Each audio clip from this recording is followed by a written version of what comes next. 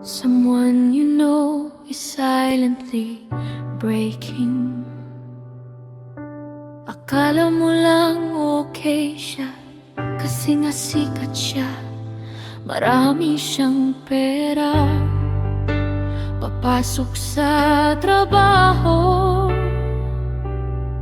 nakangiti pa rin sa harap ng tao, pero deep inside she's breaking.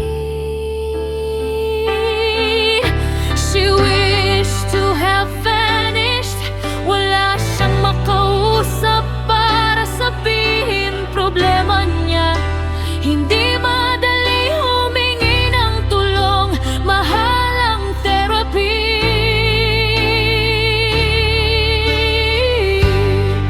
AI kayang sumagot pero walang pakiramdam. Saan ako tatakbo? Sino kakausapin ko? Hindi ko na kaya.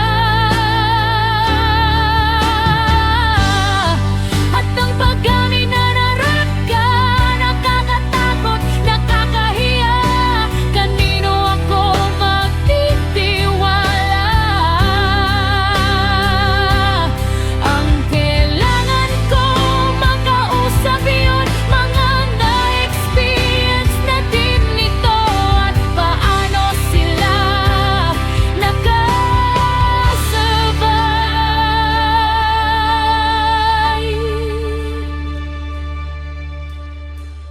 That's why we created Lived Life, kung saan pwede ka mag-open ng anonymous at makausap ang mga totoong tao na pinagdaanan na rin ang pinagdadaanan mo. Kailangan mo ng Lived Crowd Voice.